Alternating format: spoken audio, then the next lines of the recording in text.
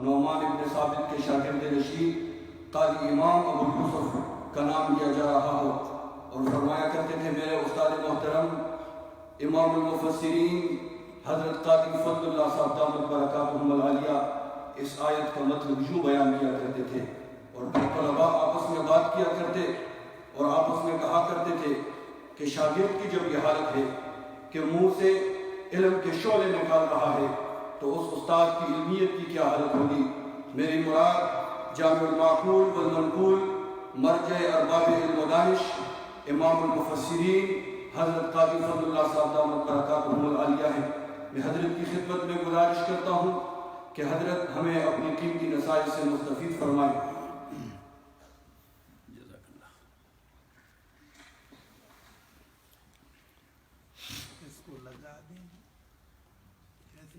بس یہ صحیح ہے۔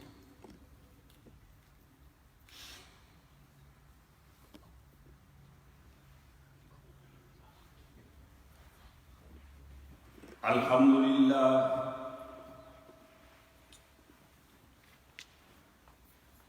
نحمده ونستعینه ونستغفره ونؤمن به ونتوکل علیہ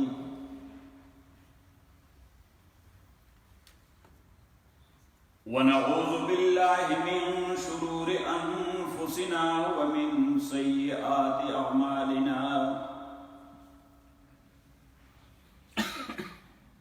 من يهده الله فلا مضل له ومن يضلله فلا هادي له ونشهد أن لا إله إلا الله وحده لا شريك له ونشهد أن سيدنا وحبيبنا ومولانا محمدا عبده ورسوله أما بعد فأعوذ بالله من الشيطان الرجيم بسم الله الرحمن الرحيم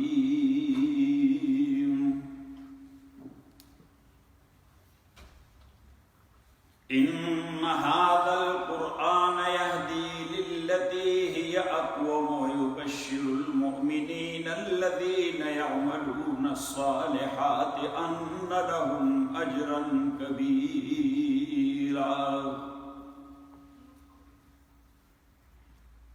وأن الذين لا يؤمنون بالآخرة أعتدنا لهم عذابا أليما صدق اللہ وصدق رسولہ النبی الکریم۔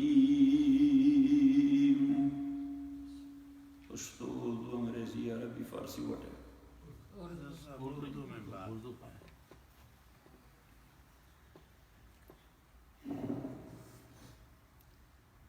قابل احترام حضرات علماء کرام اور میرے نہایت قابل احترام بھائی اور بزرگوں، آج ایک بار پھر یہاں سٹاکٹن شہر میں اس عظیم الشان مسجد کے اندر آپ حضرات کے ساتھ بات کرنے کا موقع مل رہا ہے۔ اللہ کے لیے، اللہ کے گھر میں تھوڑے سے وقت کے لیے بیٹھنا اس پرفتن دور میں یہ بہت بڑی سعادت اور خوشبختی ہے، اور آپ لوگ خوشبخت حضرات ہیں، اور میں بھی آپ ہی کی وجہ سے یہ خوشبختی حاصل کر سکا کہ مجھے بات کرنے کا موقع مل رہا ہے۔ میں وہاں پہ اپنے دوستوں سے درس کے دوران کہا کرتا ہوں کہ ماحول کی بات ہوتی ہے۔ اب میرے بھائی محترم نے ہمارے ایک بہت بڑے عالم مولانا قاری احسان الحق صاحب کی طرف اشارہ کرتے ہوئے باتیں کی۔ وہاں پہ ایک عالم دین کسی کو پڑھائے کسی کو سکھائے، لوگوں کے سامنے دین بیان کریں، تو وہ لوگ اور طلباء اس عالم دین کے شکر گزار ہوتے ہیں۔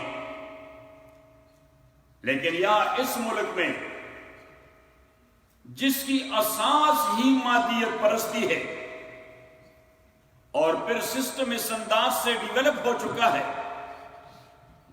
کہ کسی کو موقع نہیں مل رہا، لوگ ایک دوڑ میں لگے ہوئے ہیں دن رات، تو وہاں پہ ایک استاد کو شاگرد ملے، کسی کہنے والے کو چند سننے والے ملے، تو اسے شکر گزار رہنا چاہیے کہ اس پرفتن دور میں یہاں کی مشغول اور مصروف زندگی میں کچھ ساتھی ایسے ملے جو دین کی بات سننا چاہتے تھے۔ تو میں اپنے دوستوں سے کہا کرتا ہوں، اگر میرے بس میں ہوتا تو میں آپ میں سے ہر ایک کو 1 گھنٹے کے $100 دیا کرتا کہ آپ آتے ہیں دن بھر سٹڈی کر کے اپنے یونیورسٹیز میں، دن بھر کام کر کے اپنی جگہ پہ، اور تکے ماندے آپ پہنچ جاتے ہیں درس لینے کے لیے، تو یقیناً میں آپ کا شکر گزار ہوں۔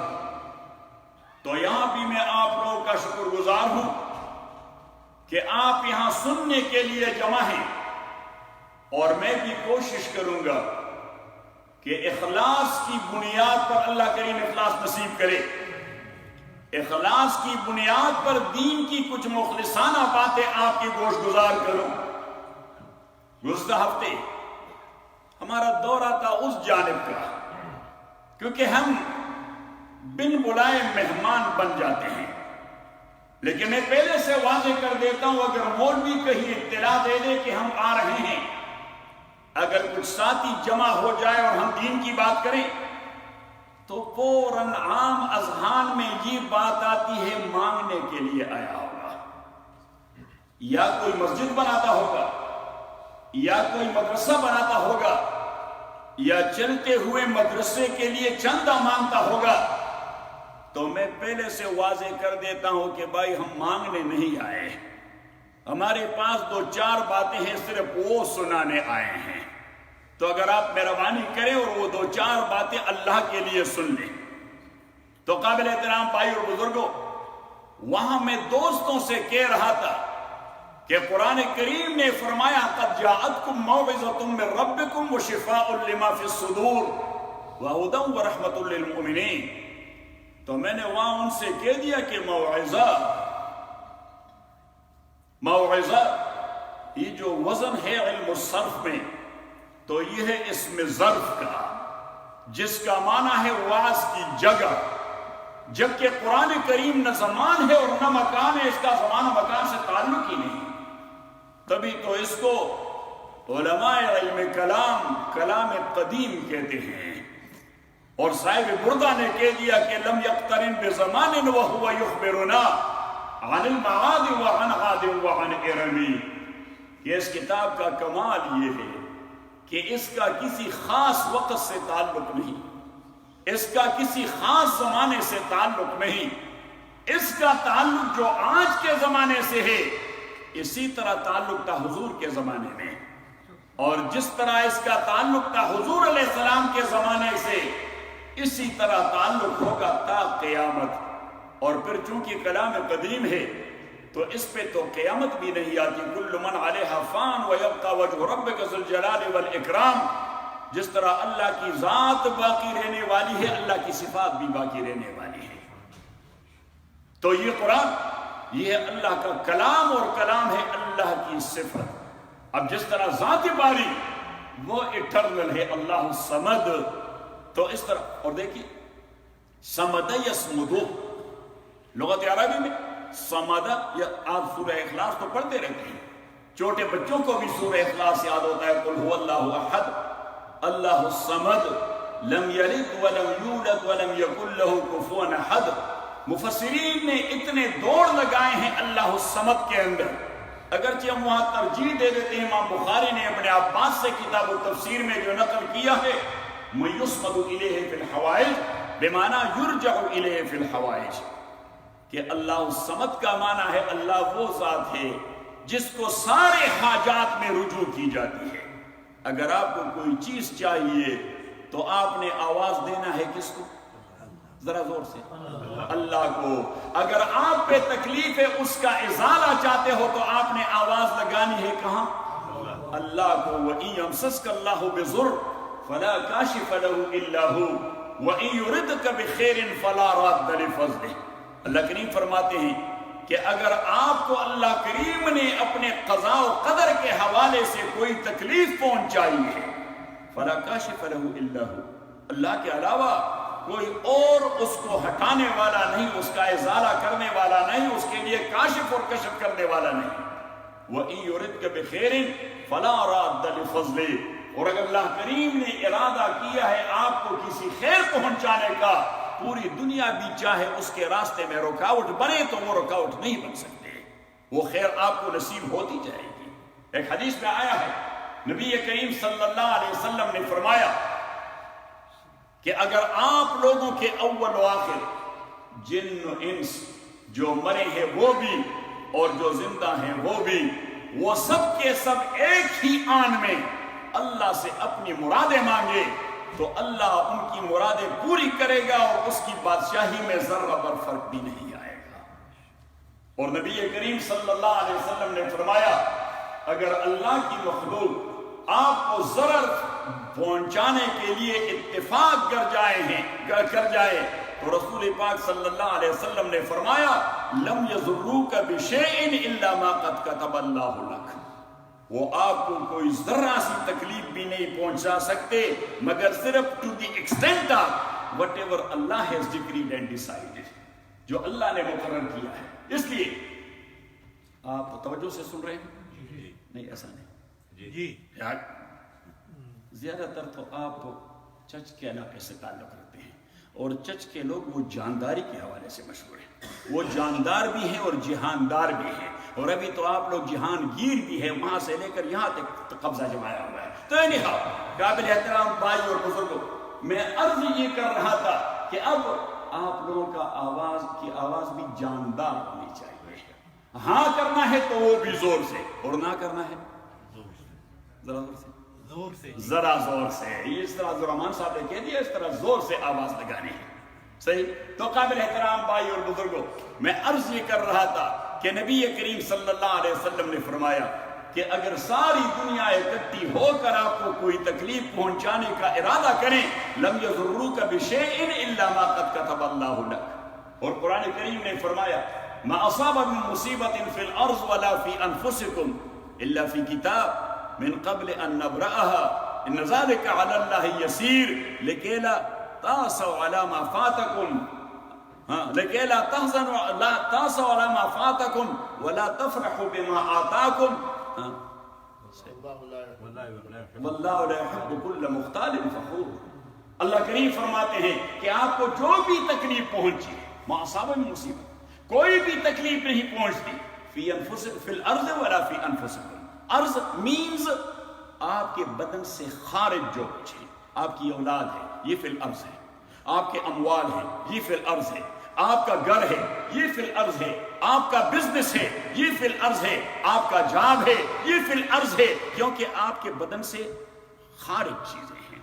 تو اس کے لیے قرآن کریم کی اصطلاح اس آیت میں خصوصاً فی الارض کی اصطلاح اللہ کریم نے وہ اپنائی، ما اصاب من مصیبت فی الارض، یعنی آپ کے مال میں، آپ کے جاب میں، آپ کے اہل و عیال میں، آپ کے گھر بار میں آپ کو کوئی مصیبت پہنچی ولا فی انفسکم، اور آپ کے بدن میں بیمار ہو گئے، تکلیف ہو گئی، اللہ کریم فرماتے اللہ فی کتاب، یہ سب کچھ اللہ کے نزدیک اور اللہ کے ہاں پہلے سے لکھی ہوئی ہے۔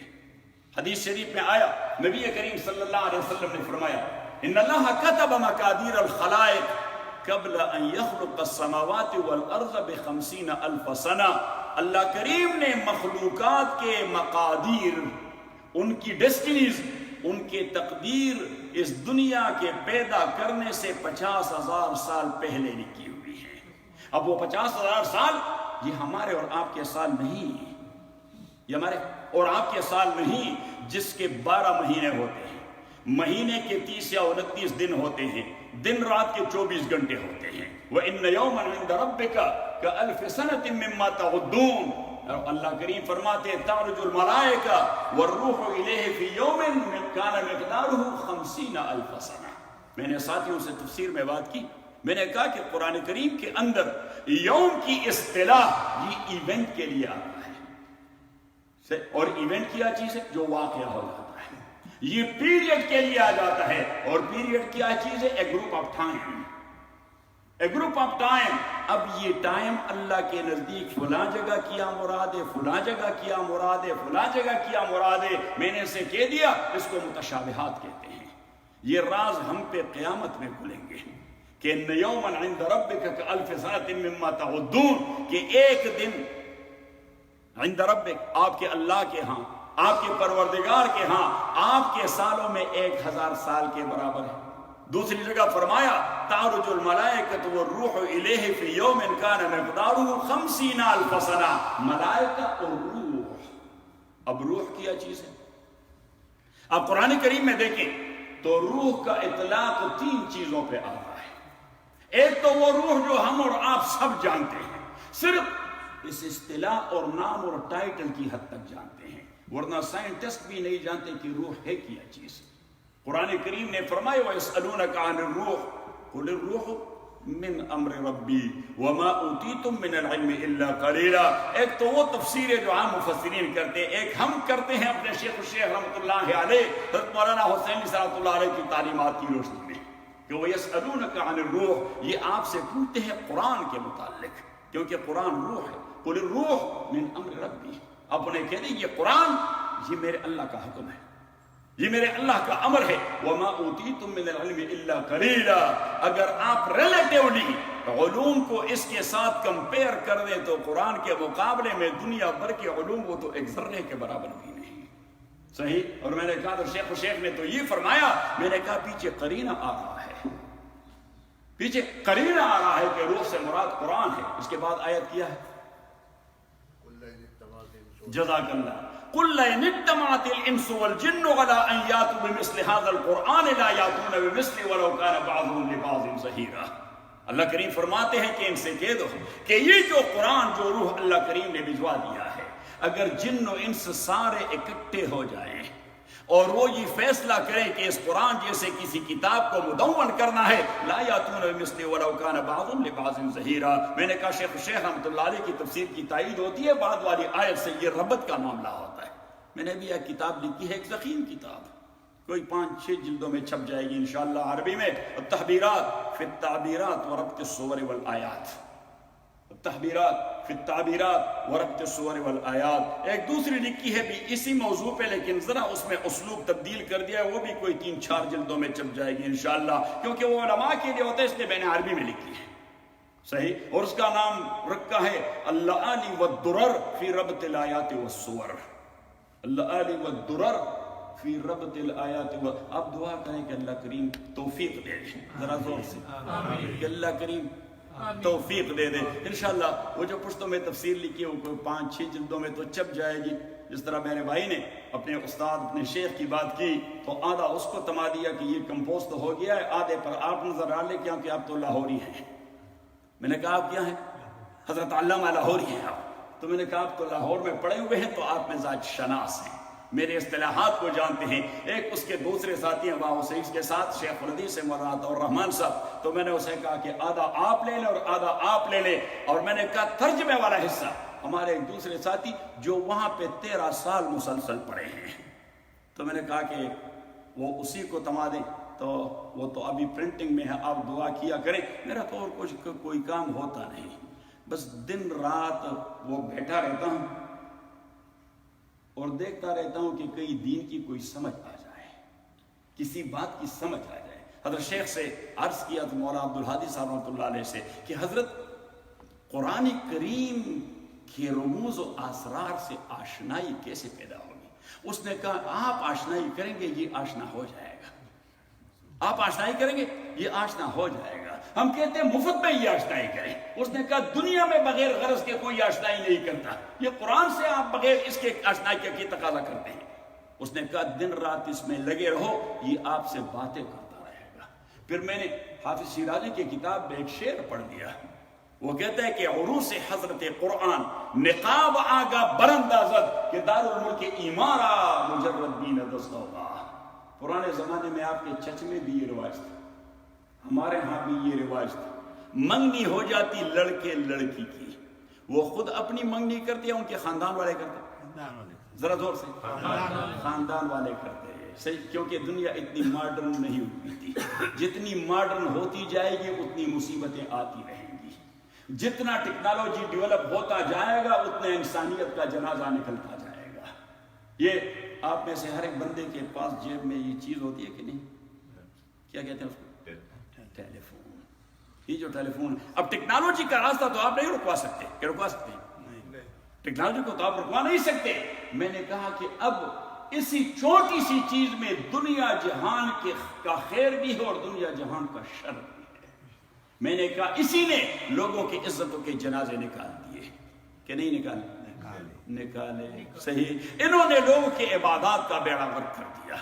یہاں پہ امام لگا ہوا ہے, وہ قرآن پڑھ رہا ہے, وہاں پہ ٹنگ ٹنگ ٹنگ ٹنگ ٹنگ بڑنگ بڑنگ بڑنگ بڑنگ مختلف قسم کے میوزکس آ جاتے ہیں اسی میں. یار خدا کا خوف کرو, مسجد میں آ کے ان چیزوں کو تو بند کرو. بلکہ ایک مسجد کا رونا کیا ہوا ہے, مولوی صاحب نے بین آؤٹ, وہاں حرم میں لوگ طواف کرتے ہیں, ٹیلی فون پر لگے رہتے ہیں, سعی کرتے ہیں, ٹیلی فون پہ لگے رہتے ہیں. یا امام نے سلام پھیرا, السلام علیکم ورحمۃ اللہ, السلام علیکم ورحمۃ اللہ, ہزاروں لوگ اٹھ جاتے ہیں. کرتے ہیں کہ نہیں کرتے ہیں؟ میں نے کہا یار مجھے دیکھو, یہ کہاں ہے شیخ باسم؟ شیخ باسم یہاں بیٹھا ہوا ہے. ہی ول بیل می آؤٹ. میرے ہاں مسجد میں کوئی اعتکاف میں بیٹھتا ہے, میں نے کہا شیطان کو گھر چھوڑ کے آؤ. اعتکاف میں بیٹھے ہیں, ہاں شیطان کو گھر چھوڑ کے آؤ. وہ کہتے ہیں کون سے شیطان؟ میں نے کہا انویزیبل کی بات نہیں کر رہا, ویزیبل کی بات کر رہا ہوں.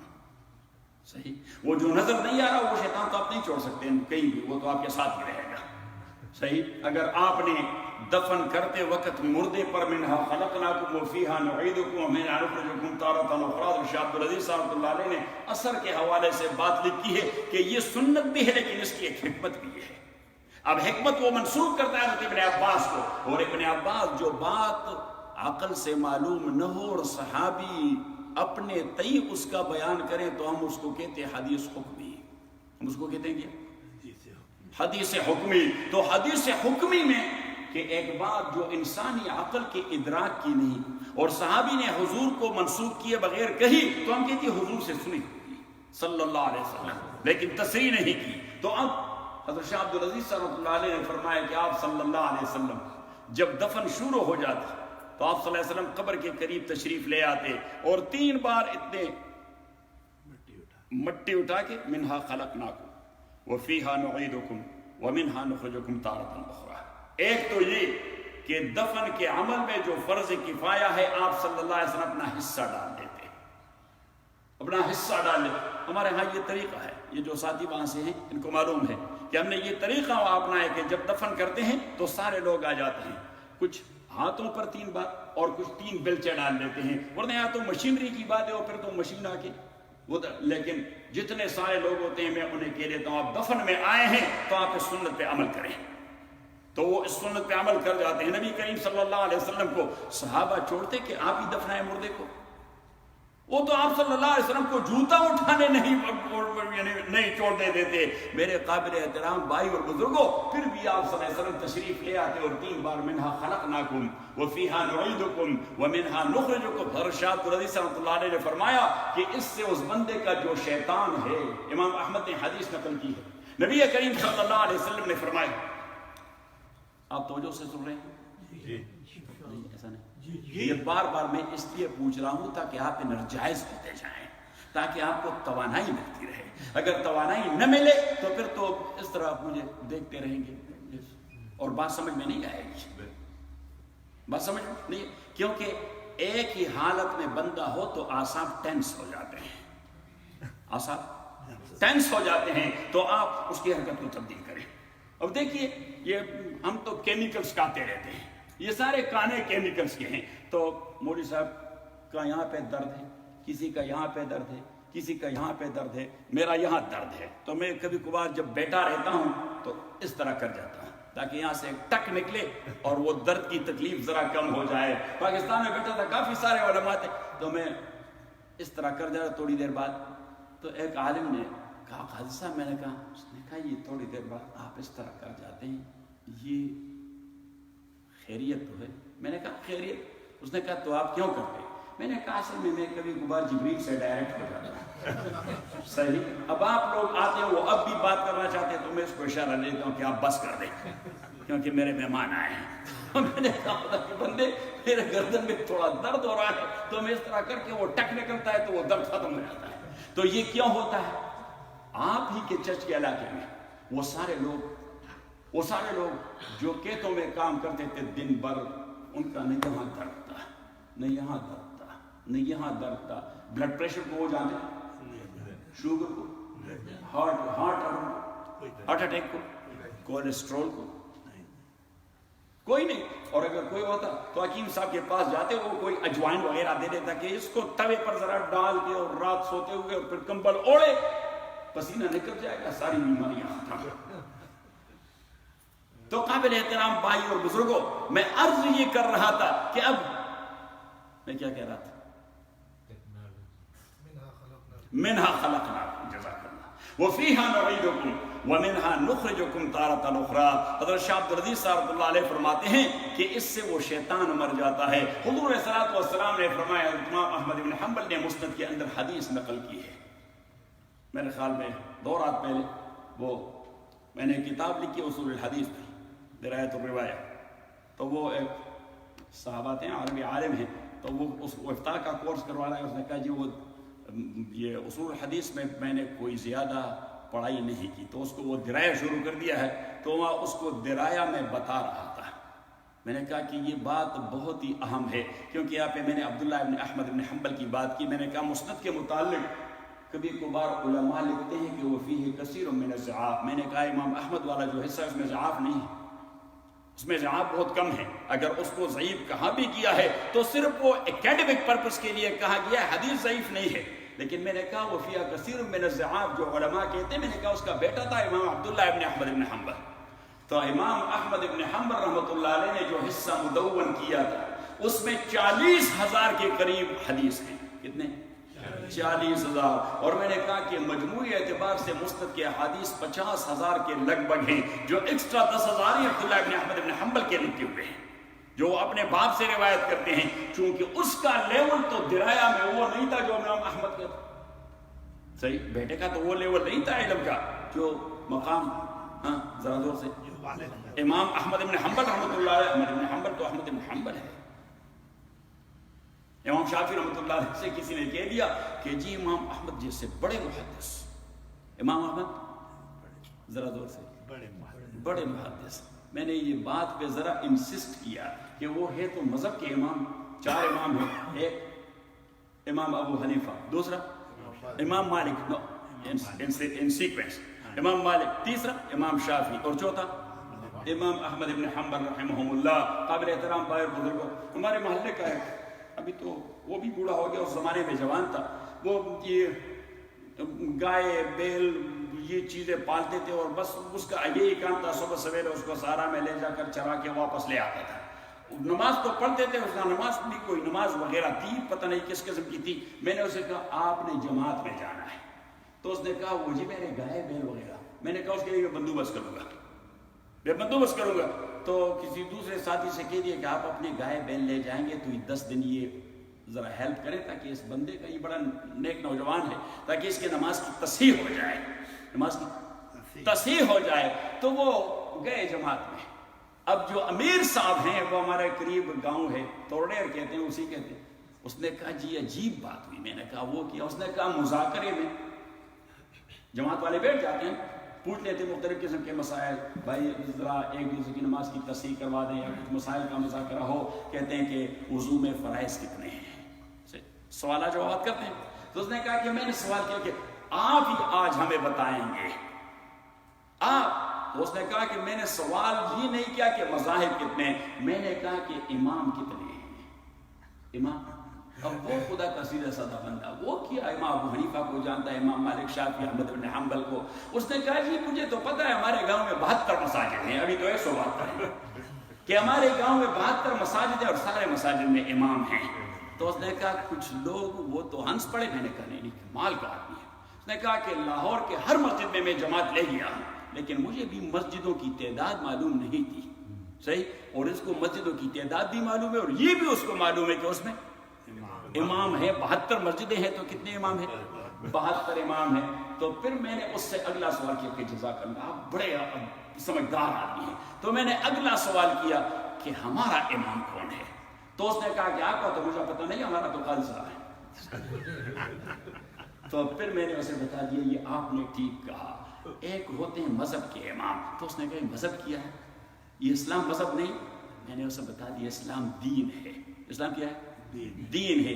اس دین کی تشریحات ہوتی ہیں. تو پھر میں نے اسے ذکر کر دیا. اینی ہاؤ, تو امام احمد بن حنبل رحمۃ اللہ علیہ بہت بڑے فقیہ بھی تھے, لیکن اس کی محدثانہ شان اس کی فقیہانہ حیثیت سے بہت بلند تھی. اس کی محدثانہ شان, ہاں, اس کی فقیہانہ حیثیت سے بہت بلند تھی. اس لیے تو مفسرین میں سب سے پہلے جو معتمد تفسیر لکھی ہے امت میں, وہ کس نے لکھی ہے؟ ابن عباس نے تفسیر لکھی ہے نہیں, یہ محمد ابن صاحب الکلبی کی تفسیر ہے. آپ اپنے پاس لکھی. کس کی تفسیر؟ محمد ابن صاحب الکلبی. لیکن کسی آدمی کی اپنی حیثیت بہت بڑی نہ ہو تو اپنے کتاب کو کسی اور کے نام منسوب کر جاتا ہے تاکہ لوگ اس کو قبولیت دے دیں. تو محمد ابن صاحب الکلبی کی تفسیر ہے. اس چونکہ ابن عباس کے نقات لیتے تھے تو اس نے تفسیر ابن عباس. پرانے زمانے میں شاگرد اس نے تو اس نیت سے کی, شاگرد بھی استاد کے نکات لکھ کے پھر استاد کے نام سے شائع کرتے. واضح میں آگے. تو یہ محمد ابن صاحب الکلبی اسی کی تفسیر ہے جس کو تفسیر عباسی یا تفسیر ابن عباس کہتے ہیں. لیکن امت میں سب سے پہلی تفسیر جو لکھی وہ ضخیم تفسیر ہے سب سے زیادہ, ہم اس کو ام التفاسیر کہتے ہیں. وہ ہے امام ابن جریر الطبری کی تفسیر. طبری, تفسیر طبری کے نام سے جو مشہور ہے. امام ابن جریر الطبری رحمۃ اللہ علیہ بہت بڑے امام ہیں, بہت بڑے عالم ہیں, بہت بڑے مورخ ہیں اور بہت بڑے مفسر ہیں. لیکن امام ابن جریر نے اپنی ایک تحریر میں لکھ لیا, اپنی ایک تحریر فقہاء کا ذکر کر دیا. تو فقہاء میں لکھا سفیان ثوری, فقہاء میں لکھا سفیان ابن عیینہ, فقہاء میں لکھا نعمان ابن ثابت, فقہاء میں لکھا مالک ابن انس, فقہاء میں لکھا محمد ابن ادریس الشافعی اور کچھ اور امام. پھر محدثین کا ذکر کر دیا. تو محدثین میں لکھا امام احمد ابن حنبل. اب اس کو فقیہوں کی لسٹ میں نہیں لکھا, کہاں لکھا؟ محدثین کی لسٹ میں.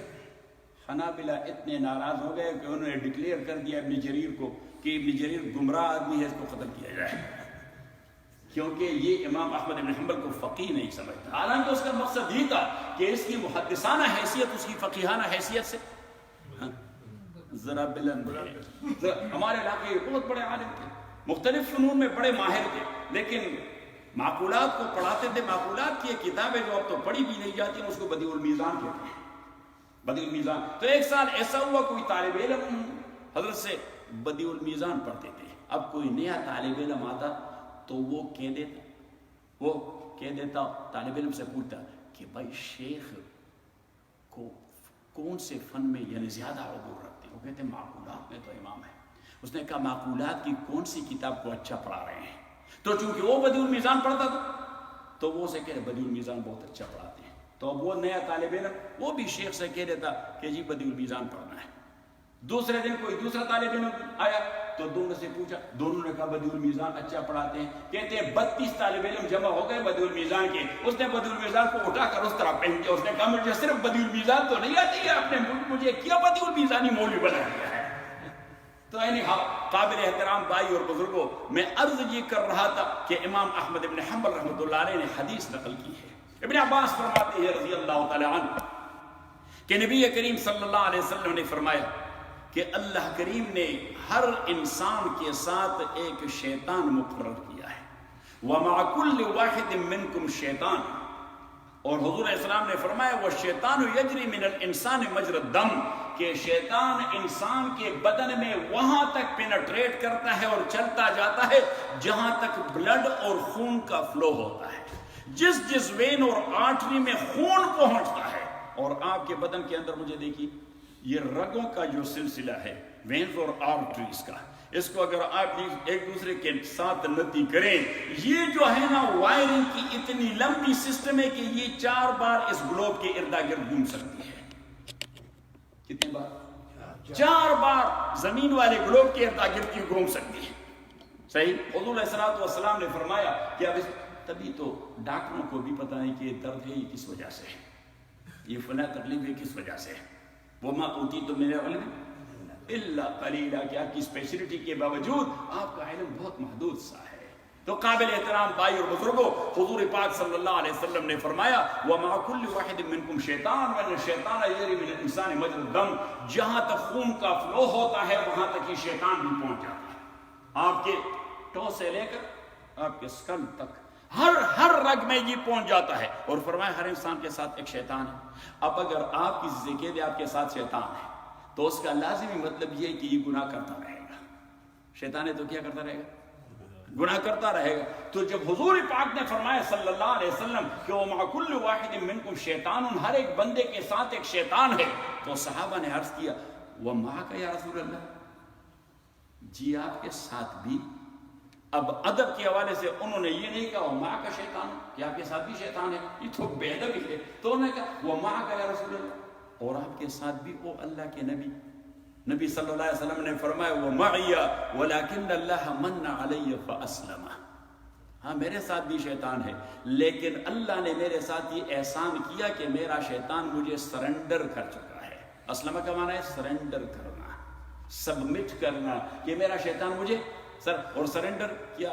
افغانستان میں جب جہاد ہو رہا تھا تو جہاں پہ مجاہدین غالب آتے اور جو لوگ دوسری جانب سے مزید لڑنا نہ چاہتے تو وہ فوراً اپنی بندوق اس طرح پھینک دیتے, بتائیں, ہاتھ اٹھا کرتے. تو افغانی اپنی زبان میں اسے کہتے تسلیم شو, تسلیم شو, سرنڈر, تسلیم شو. فاسلم. نو قابل احترام بزرگوں میں عرض یہ کر رہا تھا کہ فرمایا ولکن اللہ من علی فاسلم فلا یامرنی الا بخیر. میرا شیطان بھی مجھے خیر کے علاوہ اور کوئی بات نہیں کرتا, کیونکہ اس کو پتہ ہے کہ اس نے ماننا نہیں ہے, ویسے وقت کیوں ضائع کرنا. تو وہ مجھے اگر کہتا ہے نماز کا وقت ہے, وہ مجھے اگر کہتا ہے کہ روزہ رکھنا ہے, فلا یامرنی الا بخیر. اینی ہاؤ اب اس شیطان جب بندہ مر جائے, ہر بندے کے ساتھ شیطان ہے. آج اس دنیا میں 7 بلین کے لگ بھگ انسان رہتے ہیں, تو 7 بلین کے ساتھ 7 بلین شیطان ہیں. کتنے لوگ مرتے رہتے ہیں, بہت زیادہ مرتے رہتے ہیں پوری دنیا میں. اب اس کے ساتھ جو شیطان ہے اس کو کس طرح مروائیں گے؟ تو امام شاہ عبد العزیز والی روایت کہ جب آپ دفن کے وقت کہیں گے منہا خلقناکم وفیہا نعیدکم ومنہا نخرجکم تارۃ اخرى, تو وہ شیطان اس آیت اور اس عمل کے سبب وہ مر جاتا ہے.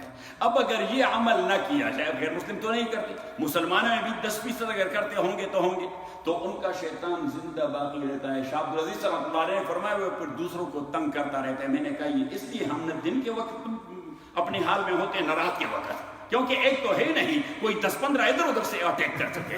انویڈر لائن الائڈ فورسز, تو الائڈ فورسز نے بھی اٹیک کر دیا ہے, اس لیے تو ہم دن کے وقت بھی گڑبڑ رہتے ہیں اور رات کے وقت بھی گڑبڑ رہتے ہیں.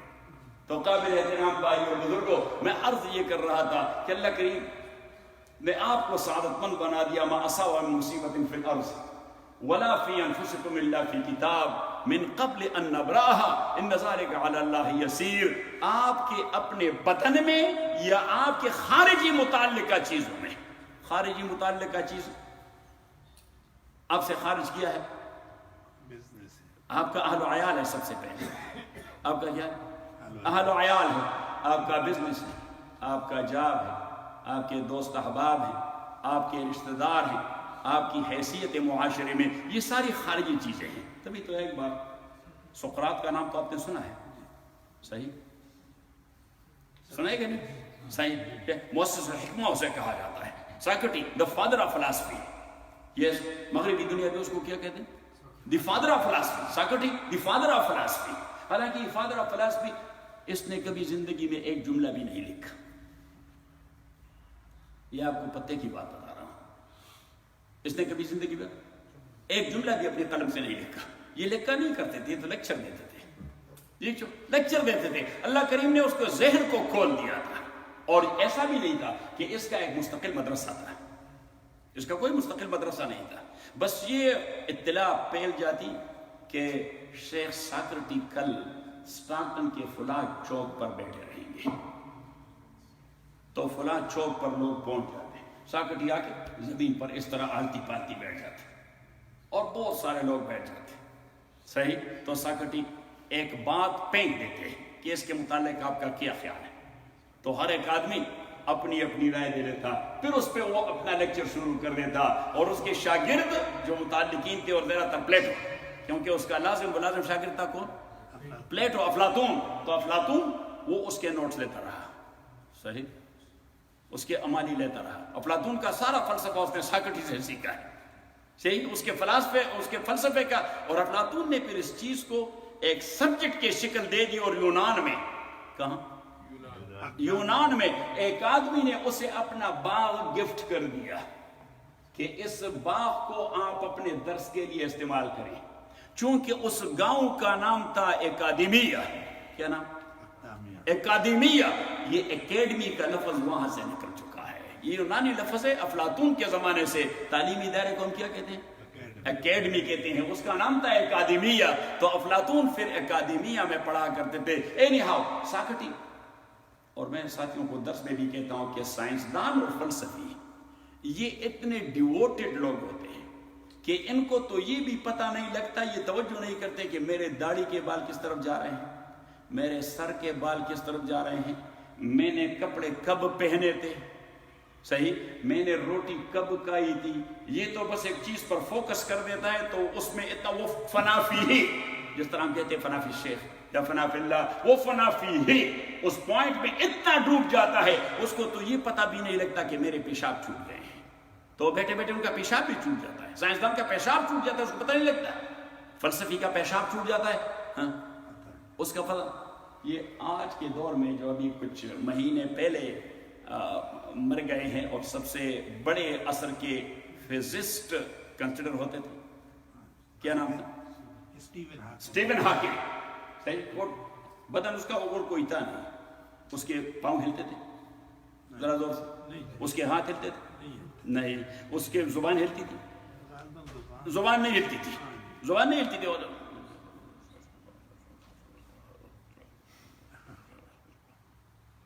اس کے آنکھوں کے اشارے سے انہوں نے ایک کرسی اس کے لیے بنائی تھی. وہ آنکھوں کے اشارے کرتا تھا اور آنکھوں کے اشارے سے وہ کرسی اس کے الفاظ دے رہتا. اس کو اس انداز سے انہوں نے فیڈ کر دیا تھا اس کرسی کو. صحیح. کہ وہ اس کے الفاظ دے رہتا اور ٹائپنگ ہو جاتی, آواز بھی آ جاتی اور ٹائپنگ ہو جاتی. آواز اور ٹائپ. اور فزسٹ وہ بیٹھے رہتے تھے اور وہ اس کے نوٹس لیتے تھے. آپ کو تو معلوم ہے اتنے بڑے سائنٹسٹ تھے کہ جس دن آکسفورڈ نے, کون سی یونیورسٹی, آکسفورڈ نے اس کے پی ایچ ڈی کا مقالہ ریلیز کر دیا. آکسفورڈ, کیمبرج نے, کیمبرج نے جس دن اس کا وہ جو رسالہ تھا پی ایچ ڈی کا وہ ریلیز کر دیا تو پوری دنیا کے سائنسدانوں کا ایسا رش نیٹ پہ لگ گیا کہ وہ کیمبرج کا جو ویب سائٹ ہے وہ کریش کر گیا. وہ کیا تو میں رات جو درس کے لیے آیا, میں تو اس کو پڑھتا بہت تھا, اس کی کتابیں منگواتا تھا, اس کو پڑھتا تھا.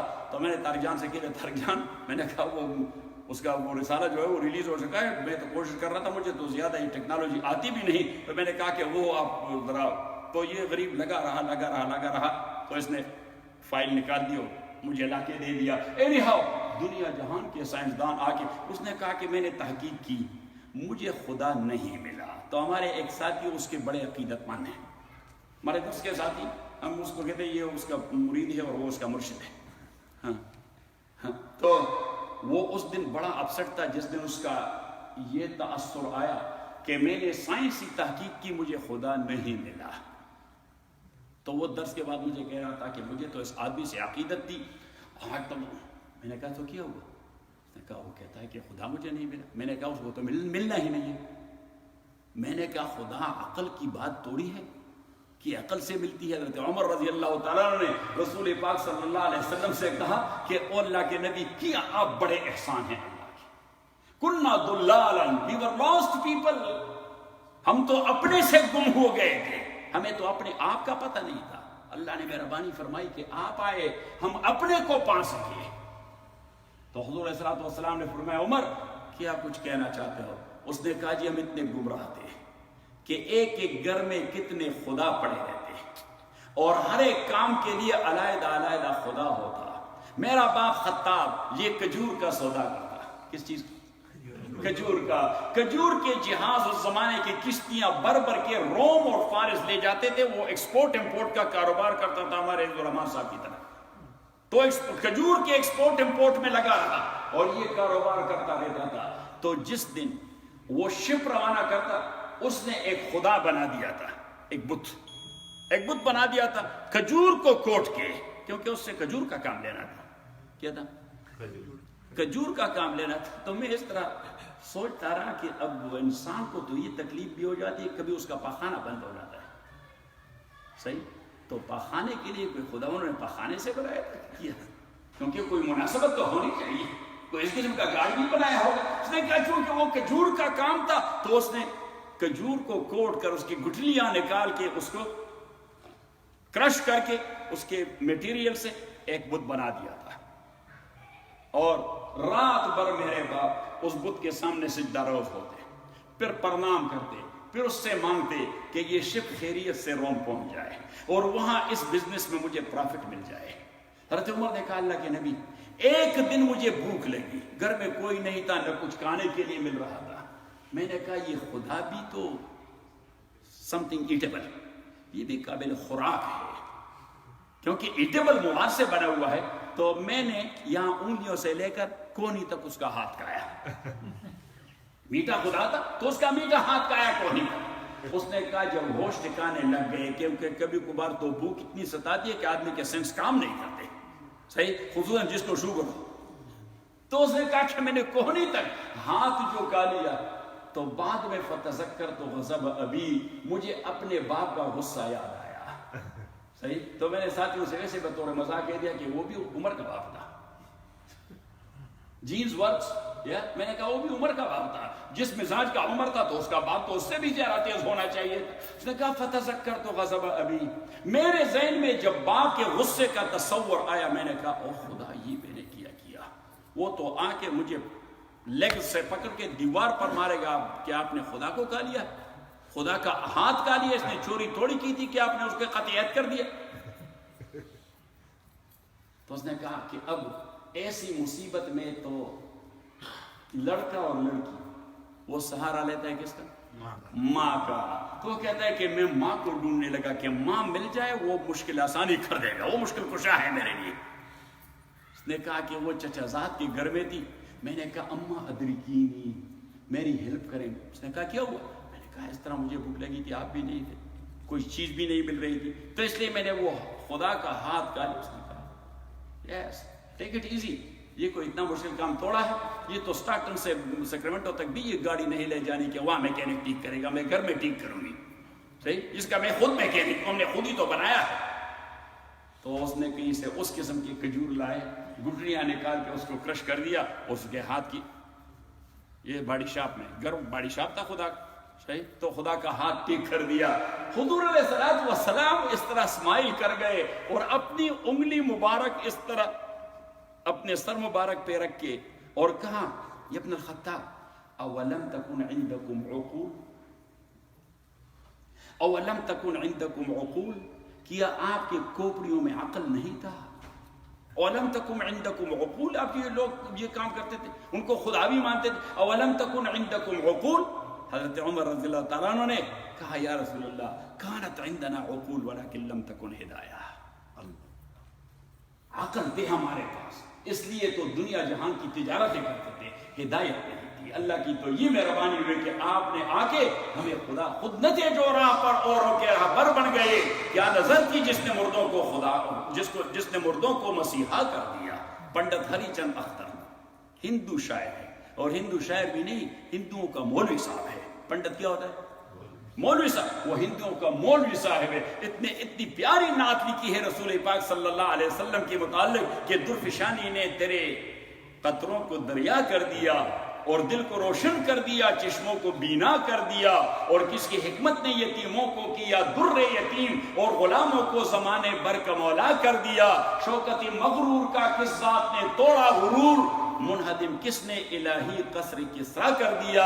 आदमियत का गरज सामा मुहैया कर दिया, एक अरब ने आदमी का बोल बाला कर दिया, और खुदनते जो राह पर औरों के राह पर बन गए, क्या नजर थी जिसने मुर्दों को मसीहा कर दिया।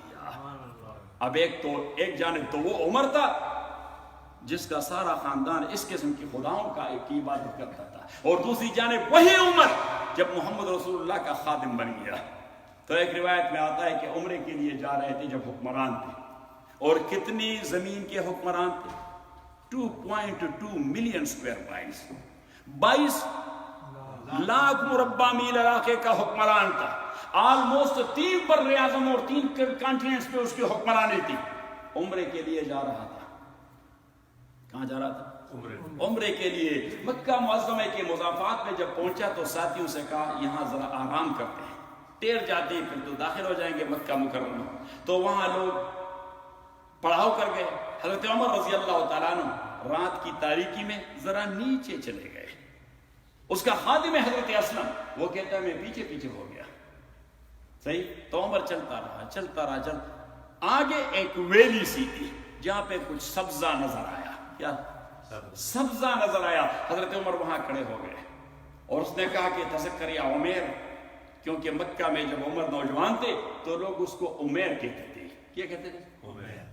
छोटे लड़के को इसके उनके नाम लिए जाते हैं, जो उसको उमैर के। उसने कहा तज़क्कर या उमैर, उमैर उस वक्त को याद करो जब आप अपने बाप के भेड़ बकरियों को यहां इस वैली में ले आते और आपके मिजाज में गुस्सा था, वसीलापन था, तो इनको रात दिन पर यहां उधर इधर दौड़ाते थे। यहां से लाठी मार के, वहां से पत्थर मार के वो इधर उधर दौड़ती थी। रात जब आप उनको वापस ले जाते खाली पेट, तो बाप के हाथों आपको मार पड़ती।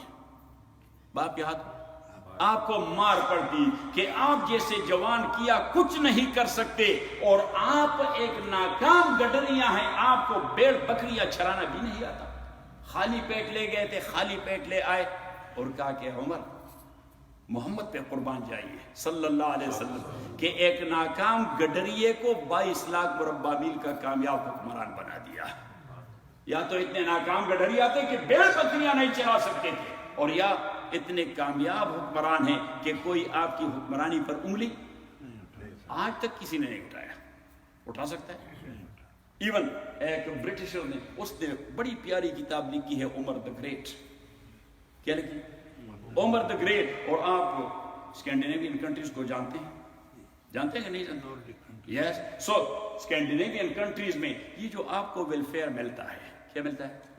एक तो यार खुदा के लिए जो लोग काम कर सकते हैं वो वेलफेयर, वो हराम समझकर इससे छुटकारा हासिल करें। मैंने अफगान कम्युनिटी वालों से कह दिया कि ये सेक्शन 8 से अपने आप को छुड़ाएं। ये सेक्शन 8 में आप जो रहते हैं आपके बच्चों पर इसका बुरा असर होता है। ये वेलफेयर जो आप लेते हैं और आप काम कर सकते हैं, इससे आपके बच्चों पर बुरा असर पड़ता है, क्योंकि हर बुरे अमल का अपना एक रिफ्लेक्शन होता है। इमाम वलीउल्लाह रहमतुल्लाह अलैह ने एक बाब लिखा है, बाब मा जाअ फी इंतिबाअल अमल व इनइकासिही। बाब मा जाअ फी इंतिबाअल अमल व इनइकासिही। आप जो काम भी करते हैं, देखिए मैं हाथ इस तरह इशारा कर देता हूं, ये भी अमल है कि अमल नहीं? जरा जोर से। ये मेरे हाथ के सेल्स पर प्रिंट हो गया। मेरे हाथ में कितने सेल्स हैं? इंसानी बदन में कुछ कितने सेल्स हैं? नो, 37.5 खरब ट्रिलियंस, 37.5। और ये हर एक सेल जो है ये लिविंग एंटिटी है। ये क्या है? लिविंग एंटिटी है। और बदन के अंदर इनका तोड़ फोड़ होता है कि नहीं होता? कितने तादाद में? ट्रिलियंस के तादाद में। सही। और उसी से फिर डेवलप होते हैं नए नए सेल। पुराने मर जाते हैं, नए सेल डेवलप हो जाते। जब ये ब्रेक हो जाते हैं तो इसके जितने सारे पीसेस हैं उस पर जितने भी फाइल हैं उसी फ्रेंड को साथ ले जाते हैं, اور وہ نئے کو منتقل کر دیتے ہیں، دوسرے کمپیوٹر کو فیڈ کر دیتے ہیں۔ تبھی تو اللہ کریم نے فرمایا کہ الیوم نختم علی افواہہم وتکلمنا ایدیہم وتشہد ارجلہم بما کانوا یکسبون۔ اللہ کریم نے فرمایا کہ آج میں آپ کے زبانوں پر مہر لگا دوں گا، آپ کے سیلز پرنٹ نکالیں گے۔ میں نے احادیث قدسیہ کا ایک کورس ان کو پڑھایا، ایک حدیث مجھے ابن ماجہ کی مل گئی، نبی کریم صلی اللہ علیہ وسلم نے فرمایا کہ قیامت کے دن نیک انسان کے دائیں ہاتھ سے ایک پرنٹ آؤٹ نکلے گا من المشرق الى المغرب۔ یہ جو قرآن کریم فرماتے ہو اما من اوتی کتابہ بیمین واما من اوتی کتابہ بشمال، اس حدیث نے تشریح کر دی کہ ہاتھ کے راستے نیکی کا جو پرنٹ آؤٹ ہے وہ دائیں ہاتھ سے نکلے گا، برائی کا جو پرنٹ آؤٹ ہے وہ بائیں۔ اور نبی کریم صلی اللہ علیہ وسلم نے فرمایا پرنٹ آؤٹ پیپر من المشرق الى المغرب، ہر انسان کا ہوگا کہاں سے؟ ہاں، کیونکہ وجدوا ما عملوا حاضرا ولا یظلم ربک احدا، جو کچھ بھی آپ نے حرکت کیا ہے وہ سب کچھ وہاں پرنٹ ہو چکا ہے۔ ایون آپ نے غیر اختیاری جو حرکات کی ہیں اس کا اپنا ایک کالم ہے کہ رات آپ جو سوئے ہوئے تھے، صحیح، تو آپ نے اس طرح حرکت کی، اب وہ پرنٹ وہاں بھی موجود ہے۔ یہ علیحدہ بات ہے کہ اس پہ آپ مکلف نہیں، رفع عن امتی الخطا والنسیان ورفع القلم عن ثلاث، عن المجنون حتى يفيق وعن النائم حتى يستيقظ وعن السبي حتى يحتلم، او كما قال علیہ الصلوۃ والسلام، لیکن پرنٹ ہے وہاں موجود ہے۔ تو قابل احترام بھائی اور بزرگوں، میں عرض یہ کر رہا تھا، بات پہ واپس آ رہا ہوں کہ ما اصاب مصیبت فی الارض ولا فی انفسکم الا فی کتاب من قبل ان نبرأها۔ تو میں نے ساتھیوں کو کہا کہ only to make you to understand، اب دنیا میں جو کچھ ہو رہا ہے، میں نے کہا کمپیوٹر کی مثال لے لیجیے، مجھے دیکھیے قرآن کریم کے اندر اللہ کریم نے فرمایا سنریہم آیاتنا فی الآفاق۔ میں نے ابھی ایک کتاب لکھی ہے، صحیح، اور وہ کتاب لکھی ہے انگریزی میں، ڈز گاڈ ایگزسٹ، کیا خدا موجود ہے؟ ڈز گاڈ ایگزسٹ، کیا خدا کیونکہ آج کی دنیا میں یہ ایک سوال ہے، آپ کے کمپیوٹر پر آپ کے نوجوانوں کا کہ عقیدے کا جنازہ نکل رہا ہے، وہ کہتے ہیں خدا ہے، یہ معجزہ کیا چیز ہے، تو عقل میں نہیں آتا ہے، یہ معجزہ کیا چیز ہے۔ تو میں نے اردو میں ایک کتاب لکھی، نبوت اور معجزات، نبوت اور معجزات، کہ معجزے کی حقیقت کیا ہے، کیونکہ معجزات کے حوالے سے جو سائنٹسٹ ہیں وہ سائنس کے حوالے سے کہتے ہیں کہ طبعی قوانین سے صرف نظر نہیں کیا جا سکتا، نہ دنیا میں کوئی چیز وجود میں آ سکتی ہے طبعی قوانین اور فزیکل رولز اینڈ لاز کے خلاف۔ تو میں نے وہاں پہ کتاب میں لکھ لیا کہ فزیکل رولز اور لاز یہ کس نے پیدا کیے ہیں؟ اللہ نے۔ فزکس کو کس نے پیدا کیا ہے؟ اس مادی عالم کو کس نے پیدا کیا ہے؟ میں نے کہا کہ برطانیہ میں صرف نہیں، ہر جگہ ایک ہوتا ہے لا گیونگ اتھارٹی کے لیے لا آف امیونٹی، کہ جو اتھارٹی قانون دیا کرتا ہے بہت سارے قوانین سے وہ خود بالا ہوتا ہے کہ نہیں؟ آپ کے پریزیڈنٹ کو بہت ساری امیونٹی حاصل ہے کہ نہیں حاصل؟ ذرا زور سے حاصل ہے۔ اور میں نے کہا کہ جہاں پر شہنشاہیت ہوتی ہے، اب برطانیہ کتنی ڈیموکریٹک کنٹری ہے لیکن وہاں ہے تو کیا شہنشاہیت، ملکہ بیٹی ہوئی ہے، تو میں نے کہا ان کا کانسٹیٹیوشن کا تقاضا ہے کہ the crown is beyond law، the crown is beyond law، تاج و تخت یہ قانون سے بالا تر ہے۔ کیوں؟ اس لیے کہ قانون وہاں امپلیمنٹ ہوتا ہے in the name of queen، in the name of what؟ in the name of queen، تو اس کو سورس آف لا اور قانون کو ماخذ سمجھا جاتا ہے۔ تو جہاں سے قانون نکلا ہے وہ انٹیٹی یا وہ شخصیت وہ اسی قانون کی ماں ہے، اور یہ قانون اس کی بچی ہے۔ اب ماں کو تو آپ سبجیکٹ نہیں کر سکتے بچی کے سامنے، تو میں نے کہا کہ یہاں کوئین بیانڈ لا ہے۔ اب اللہ کریم تو کریٹر ہے پوری دنیا اور پورے عالم کا، اس کے پیدا کردہ قوانین آپ اس پہ منطبق کیسے کریں گے؟ وہ اس کے لیے سبجیکٹ ہوگا؟ تو میں نے کہا وہ فزکس اور سبجیکٹ نہیں ہے۔ مجھے ایک عرب عالم اس نے کہا کہ جی یہ قرآن کریم کی ایک آیت، ایک نحوی قاعدے کے حوالے سے، نحوی قاعدے کے حوالے سے مجھے پوچھ رہا تھا کہ قاعدہ تو یہ ہے لیکن یہاں یہ الفاظ ایسے آئے ہیں۔ میں نے کہا کہ شیخ آپ کو یہ کس نے بتایا کہ قرآن کریم کا نزول ہوا نحوی قواعد کے مطابق؟ میں نے کہا نحوی قواعد نکالے گئے قرآن کریم سے، میں نے کہا قرآن کریم کا نزول نحوی قواعد کے مطابق نہیں ہوا، وہ تو سبجیکٹ نہیں ہے نحوی قواعد کا۔ میں نے کہا نحوی قواعد یہ نکالے گئے کہاں سے؟ قرآن کریم سے۔ کس نے نکالے؟ زور سے حضرت علی رضی اللہ تعالیٰ اس کو مؤسس سمجھا جاتا ہے، صحیح، اور اس نے حکم دے دیا ایک بہت بڑے عالم کو عربیت کی، کیا نام ہے اس کا؟ آپ یاد رکھیں، ابو الاسود الدؤلی۔ کیا نام ہے اس کا؟ ابو الاسود الدؤلی۔ تو وہ قواعد مرتب کرتا، قرآن پہ نظر ڈال کے حضرت علی کو پیش کرتا، حضرت علی رضی اللہ تعالیٰ اس کی تصحیح کر جاتا ہے۔ پاکستان سے علماء نے فون کیا کہ یہاں پہ یہ ایک اختلاف پیدا ہو چکا ہے۔ میں نے کہا وہ کیا؟ کہ جی کتابوں میں یہ جو قرآنی آیات لکھی جاتی ہیں تو کبھی کبھار وہ رسم عثمانی کے خلاف لکھی جاتی ہیں۔ میں نے کہا رسم عثمانی کس چیز کا نام ہے؟ تو انہوں نے کہا یہ جو قرآن جس انداز سے چھپ جاتا ہے۔ میں نے کہا کہ آج بھی 2-3 قسم کے قرآن چھاپے جاتے ہیں، عربوں کا رسم الخط علیحدہ ہے اور پاکستانی ہندوستانی رسم الخط علیحدہ ہے۔ اور میں نے کہا حضرت عثمان کے مصحف کی نقل یا فوٹو کاپی کبھی ہم نے دیکھی ہے؟ میں نے کہا آپ نے دیکھی ہے؟ تو اس نے کہا جی ہاں دیکھی تو ہے۔ میں نے کہا وہاں پہ کوئی اعجام ہے، کوئی نقاط ہیں آپ کو معلوم ہوتے ہیں؟ وہاں پہ کوئی ڈاٹس ہوتے ہیں، وہاں پہ کوئی حرکات ہوتے ہیں؟ وہ تو سمپل لکیریں ہیں، صحیح، جو اس وقت کا رسم الخط تھا، صحیح۔ اس نے کہا کہ جی علماء نے کہا ہے کہ رسم عثمانی کے خلاف قرآن کریم۔ میں نے کہا پہلے رسم عثمانی کو تو متعین کریں۔ رسم عثمانی میں آپ قرآن لکھیں تو کسی کو سمجھ نہ آ جائے۔ مولوی صاحب جیسے عالم وہ بھی 2 جملے نہیں پڑھ سکے گا اگر وہ حافظ نہ ہو، کیونکہ وہ تو رسمی علیحدہ ہے۔ تو میں نے کہا یہ علیحدہ بات ہے، وہ تحریف کے حوالے سے وہ کہتے ہیں کہ تحریف داخل نہ ہو جائے، تحریف داخل نہ ہو۔ تو جو رسم وہ مصطلح ہے لکھنے کا، اسی انداز سے قرآن کریم کی آیات لکھی جائے۔ لیکن میں نے کہا یہ کفر اسلام کا مسئلہ نہیں ہے کہ کسی عالم نے اپنی کتاب میں آیت کے الفاظ لکھے کسی دوسرے رسم الخط سے، تو آپ نے اس کو کہا کہ اس کتاب کو جلا ڈالو، صحیح۔ تو قابل احترام بھائی اور بزرگوں، پھر میں نے اس علماء سے کہہ دیا کہ ابھی آپ کو ایک اضافی بات بھی بتا دیتا ہوں۔ کیا بتا دیتا ہوں؟ اضافی بات بھی بتا دیتا ہوں کہ عام طور پر مشہور ہے کہ قرآن کریم کے جو اعراب ہے کس نے لگائے؟ حجاج ابن، اس نے خود لگائے نہیں، وہ تو والد تھا، اس نے حکم دے دیا نصر بن عاصم اللیثی کو۔ کس کو؟ نصر بن عاصم اللیثی کو۔ میں نے کہا نصر بن عاصم اللیثی نے اعجام قرآن کروا دیا، اس نے نقطے لگا دیا اور حرکات۔ تو عرض یہ کر رہا تھا کہ ما اصاب من مصیبہ فی الارض ولا فی انفسکم الا فی کتاب من قبل ان نبراها ان ذلک علی اللہ یسیر۔ تو میں ذکر یہ کر رہا تھا ساتھیوں کو کہ اب تقدیر کا جو مسئلہ ہے، دنیا میں جو کچھ ہو رہا ہے، what is happening in this world, that's according to the تقدیر of اللہ سبحانہ وتعالی۔ اگر کوئی بندہ تقدیر پہ ایمان نہ رکھے اس کا ایمان باقی رہتا ہے۔ کیوں؟ اس لیے کہ ہم ایمان مفصل میں مومن بھی کا ذکر کر چکے ہیں، معتقدات 7۔ ہم اس کو کیا کہتے ہیں؟ مجھے صاحب کیا کہتے ہیں اس کو؟ معتقدات 7 چیزیں جو مومن بھی ہے۔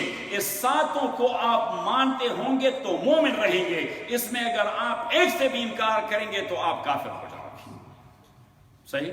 میں نے کہا یہ 1 یونٹ ہے، صحیح۔ اور مثال میں نے دے دی اعمال کے میدان سے۔ میں نے کہا کہ دیکھیے حنفیہ کے نزدیک وضو کے فرائض کتنے ہیں؟ 4 ہیں۔ اور امام شافعی اور احمد بن حنبل کے نزدیک کتنے ہیں؟ اور امام مالک کے نزدیک کتنے ہیں؟ میں ابھی آپ علماء کے لیے کتاب لکھ رہا ہوں عربی میں، کافی ابواب اس کے مکمل ہو گئے، تاکہ علماء کو کم از کم یہ بات ذہن میں آ جائے کہ ان 4 ائمہ میں کسی ایک امام نے کوئی ایک بھی بات اپنی جانب سے گڑی نہیں ہے۔ 4 اماموں میں کسی ایک بھی امام نے کوئی ایک بھی بات اپنی جانب سے گڑی نہیں ہے۔ جو کچھ انہوں نے کہا ہے یہ انہیں کے علم و فہم کے اساس پہ قرآن کریم کا مفہوم ہے یا احادیث کا مفہوم ہے۔ بات ذہن میں آ گئی؟ تو امام شافعی اور احمد بن حنبل رحمہم اللہ وہ کہتے ہیں کہ نیت کرنا بھی فرض ہے۔ اب اگر آپ کسی پانی کے سوئمنگ پول میں گر گئے، آپ کی نیت نہیں تھی وضو کرنے کی، لیکن آٹومیٹکلی آپ کا تو وضو کیا، غسل ہی ہو گیا، وضو ہو گیا، غسل ہو گیا، غسل ہو گیا، کیا اس حوض سے باہر نکل کے آپ اسی طہارت پہ نماز پڑھ سکتے ہیں کہ نہیں پڑھ سکتے؟ کس کے نزدیک؟ امام ابو حنیفہ کے نزدیک، بھائی کے امہ کے نزدیک تو نیت فرض ہے وضو کا. وہ کہتے ہیں اگر گرتے وقت کے گر تو ویسے بھی رہا ہوں، ابھی وہ اس پروسیس میں تھا، ابھی اس اور پروسیس سے پہلے اس نے عزم کیا کہ وضو کی بھی نیت ہے، گر تو ویسے بھی رہا ہوں، یہ تو ویسے بھی رہا ہوں، چلو اب گر رہا ہوں تو وضو ہو جائے. تو گرتے اس نے وضو کی، پھر وہ پڑھ سکتا ہے اس پہ. لیکن اگر گرتے اس نے وضو کی نیت نہیں کی تا آ کے وہ باہر نکل گیا، لیکن اس کے بعد کہہ دیا کہ ابھی میں وضو کی نیت کر، بھائی وہ پل کے نیچے سے بہت سارا پانی بہ چکا ہے، ابھی آپ نہیں کر سکتے. ان تینوں ائمہ کے نزدیک تو ایک تو نیت فرض ہے. کیا فرض ہے؟ نیت فرض ہے. نمبر 2، ان تینوں کے نزدیک ترتیب فرض ہے. کیا فرض ہے؟ ترتیب، کہ جس ترتیب سے مائدہ کی آیت میں آیا ہے اذا قمتم الى الصلاة فاغسلوا وجوہکم، پہلے چہرہ دھونا، وَأَيْدِيَكُمْ إِلَى الْمَرَافِقِ، پھر ہاتھ دھونا، وَامْسَحُوا بِرُؤُوسِكُمْ، پھر مسح کرنا، وَأَرْجُلَكُمْ إِلَى الْكَعْبَيْنِ. تو ان تینوں کے نزدیک یہ بھی فرض ہے. اب اگر کسی نے پاؤں پہلے دھوئے اور بعد میں باقی آزاد ہوئے تو 3 ائمہ کے نزدیک ان کا وضو نہیں ہوا. ہمارے امام کے نزدیک اس کا وضو ہو چکا ہے، وہ نماز پڑھے. ہم جب سفر پہ جاتے ہیں تو میں ساتھیوں سے کہتا ہوں بہت جگہوں پہ کوئی جگہ نہیں ہوتی کہ ہم پاؤں دھوئیں، جگہ نہیں، تو میں انہیں کہہ دیتا ہوں جب آپ باتھ روم میں جاتے ہیں تو اپنے ساتھ باٹل میں پانی لے جائیں، صحیح، تو اس سے استنجا کریں، پھر نکل آئیں، پھر باٹل کو پھر بھر دیں، پھر اندر جائیں اور اسی کموڈ کے اندر اپنے پاؤں وہ دھوئیں، پھر باہر نکلیں اور باقی غسل کریں. تو میں نے کہا ہماری نماز تو ہو گئی، وہ جو 3 امام ہیں وہ اپنے لیے بندوبست کریں، کیونکہ ان کے نزدیک تو اس طرح وضو ہوتا نہیں، ان کے نزدیک ترتیب فرض ہے. کیونکہ اللہ کریم نے، کیونکہ وہ کہتے ہیں کہ واو ترتیب کے لیے، ہم کہتے ہیں کہ واو جمع کے لیے ہے، قاعدہ ہے واو ترتیب کے لیے ہے ان کے نزدیک. ہمارے نزدیک سے واو جمع کے لیے. امام ابو حنیفہ رحمۃ اللہ علیہ فرماتے ہیں اگر واو ہر جگہ ترتیب کے لیے ہے تو یا عیسیٰ انی متوفیک ورافعک الیہ، او عیسیٰ علیہ السلام، اللہ کریم نے فرمایا انی متوفیک. اب توفی کا اگرچہ ممیت معنی نہیں ہے، ایک معنی ہے اس کا. اصل میں توفی کا معنی تو انی اخلق کاملا، تو میرے قاری احسان صاحب نے بتا دیا تھا کہ نہیں؟ ہاں، اس نے میرے خیال میں آپ کو 4 ترجمے وہاں بتائے ہوں گے کہ نہیں بتائے تھے؟ اچھا، تو کہا تھا کہ اس طالب علم نے ہمیں یہ سکھایا تھا. اچھا، تو انی متوفیک ورافعک الیہ، تو میں نے کہا کہ توفی کا معنی یہ تو امید نہیں ہے کہ میں آپ کو مرواؤں گا. انی متوفیک اخلق کاملا، میں آپ کو روح و جسد دونوں کے حوالے سے زندہ اٹھاؤں گا.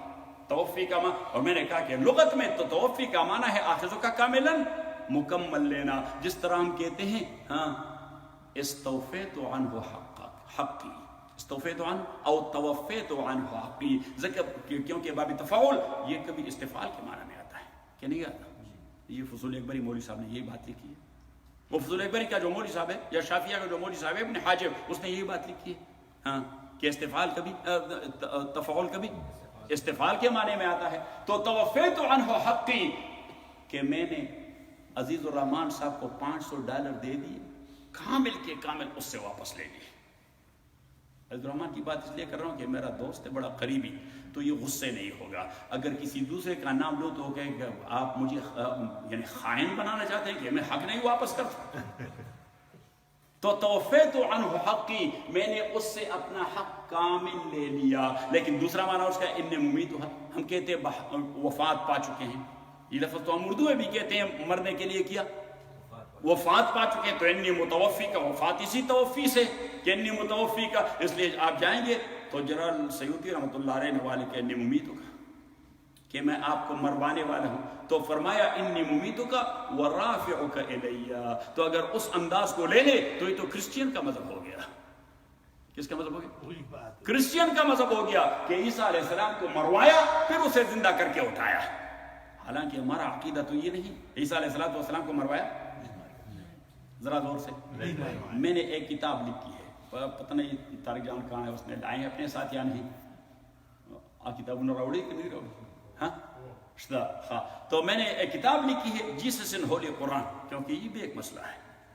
اور خصوصاً یعنی میں عیسائیوں کی بات نہیں کر رہا، قادیانیت ایک عذاب ہے اس دنیا کے لیے، انسانیت کے لیے ایک بڑا عذاب ہے کیا؟ عیسائیت کوئی عذاب نہیں، یہودیت کوئی عذاب نہیں، ہندو مت کوئی عذاب نہیں، سکھ مت کوئی عذاب نہیں، کیونکہ وہ تو دعویٰ نہیں کرتے نا۔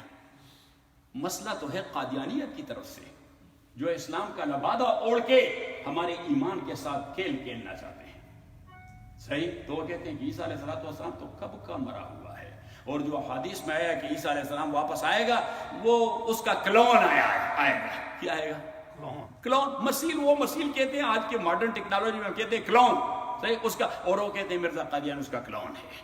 یعنی عیسیٰ کی جب نے اللہ نے کلون کر دی تو مرزا قادیانی نے کہا ہے یہ عیسیٰ ہے، اس پہ ایمان لے آئے۔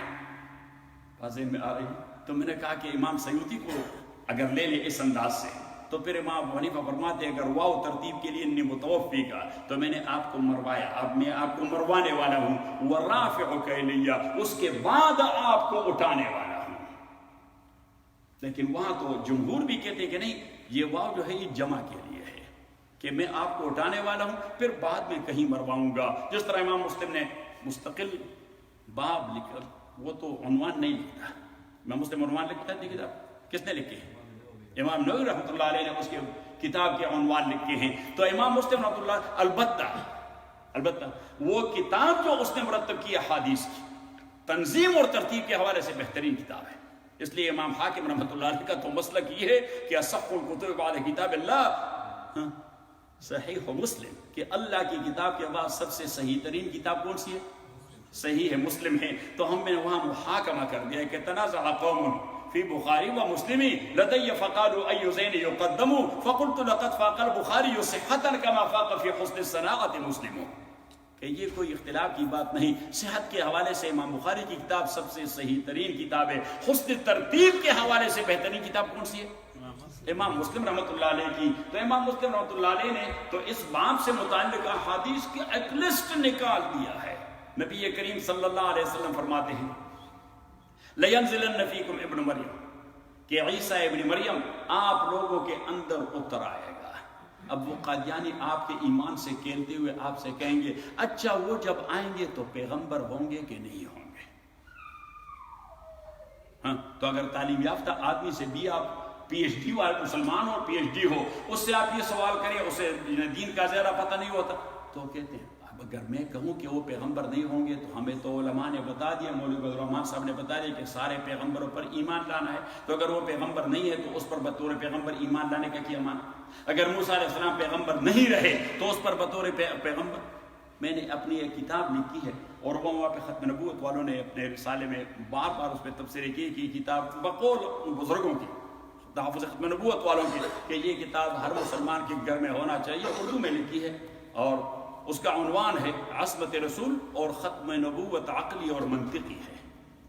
عصمت رسول اور ختم نبوت عقلی اور منطقی ہے۔ جہاں تک نصوص کا تعلق ہے یا نقل کا تعلق ہے، قرآن آیات یا حدیث کا تعلق ہے، اس پر تو ہزاروں علماء نے کتاب لکھی کہ نبی کریم صلی اللہ علیہ وسلم خاتم النبیین ہے، لیکن میں نے کتاب لکھی اس پہ کہ ختم نبوت عقلی اور منطقی ہے، یعنی عقل اور لاجک کا یہی تقاضا ہے کہ ایک خاتم النبیین ہونا چاہیے، کہ اس کے آنے کے بعد نبوت کا سلسلہ ختم ہونا چاہیے۔ تو وہاں پہ میں نے ایک مثال دی ہے کہ اب محمد رسول اللہ صلی اللہ علیہ وسلم، اور مجھے دیکھیے تاکہ بات آپ لوگوں کے ذہن میں آ جائے، کیونکہ فتنے ایک تو نہیں، عرباض بن ساریہ رضی اللہ تعالی عنہ، کون؟ عرباض بن ساریہ رضی اللہ تعالی عنہ، اور کبھی کبھار آپ کو احادیث کی کتابوں میں اس کا ٹائٹل یا نک نیم نظر آئے گا ابو نجیح رضی اللہ تعالی عنہ، صحیح، وہاں ابی نجیح ہے لیکن اس کا نام ہے عرباض بن ساریہ رضی اللہ تعالیٰ عنہ، اور مشہور حدیث عام علماء ذکر کرتے ہیں لیکن بہت کم تر ہی جانتے ہیں کہ روایت کس کی ہے۔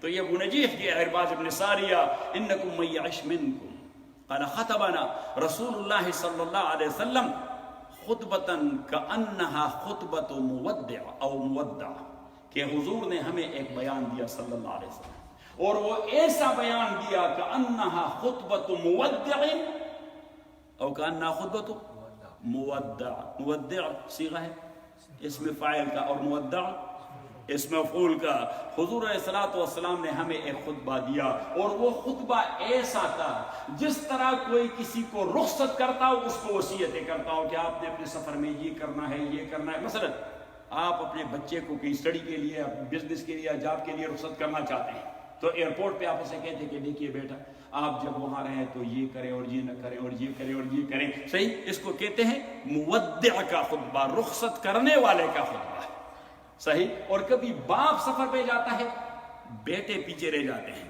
تو وہ باپ بیٹوں سے کہتے ہیں میرے غیر حاضری میں یہ کام نہ کریں، یہ کام نہ کریں، وہ فلاں کام کرے، وہ فلاں کام، اور یہ بچے اس کو رخصت کرنے گئے ہیں ایئرپورٹ پر، تو باپ کا یہ خطبہ یہ ہوتا ہے کس کا؟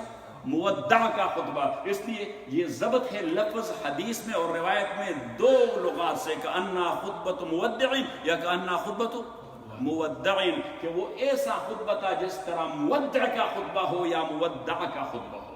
فقال انکم من یعش منکم بعدی فسیرا اختلافا کثیرا، نبی کریم صلی اللہ علیہ وسلم نے فرمایا کہ آپ لوگوں میں سے جو بھی میرے بعد اس دنیا میں رہے گا تو وہ بہت زیادہ اختلاف دیکھا کرے گا، اور یہ اختلاف کفر اسلام کا اختلاف نہیں، وہ تو واضح ہے، ہر آدمی جانتا ہے یہ کفر ہے، یہ اسلام ہے، یہ حق ہے، یہ باطل ہے، نہیں، دین کے اندر بہت سارا اختلاف دیکھے گا، دین اور عام آدمی جو گلو خلاصی چاہتے ہیں دین کے بہت سارے آقا، پتہ نہیں کون سے مولوی کا سنوں، کون سے مولوی کی بات پہ کان دھروں، صحیح؟ تو ہم اسے ایک ٹریک پہ لے آتے ہیں کہ بابا آپ کبھی بیمار ہو چکے ہیں؟